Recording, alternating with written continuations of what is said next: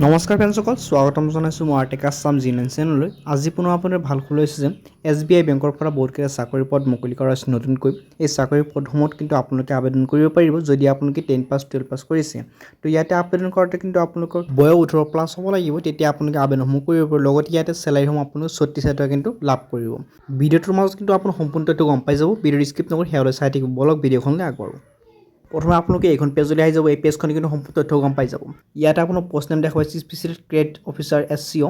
Apply মধু আপুনি online যোগে আবেদন কৰিব লাগিব আৰু ইয়াত যিটো লিংক হয়, লিংক মই ডিছক্ৰিপশ্যন দি দিছোঁ, তাৰ পৰা আপোনালোকে চাব পাৰিব।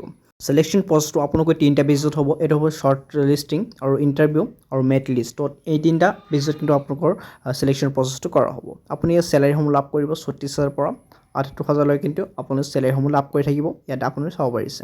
জব এপ্লিকেশ্যনটো হ'ব আপোনালোক 1% দিয়া। অল অভাৰ ইণ্ডিয়া কিন্তু চাকৰিসমূহ লাভ কৰিব পাৰিব। ইয়াত দেখুৱাইছে SBI SCO requirement age limit যিটো হয়, সেইটো দেখুৱাইছে মেক্সিমাম আপোনাৰ 45 বছৰ হ'ব লাগিব। এপ্লিকেশ্যন ফিজটো কিন্তু বেলেগৰ কাৰণে বেলেগ হ'ব। সকলো কাৰণে জেনেৰেলৰ কাৰণে OBC 750 টকা, SC ST যিটো হয় সিহঁতৰ কাৰণে সম্পূৰ্ণ ফ্ৰীত আবেদনসমূহ কৰিব পাৰিব আপোনালোকে।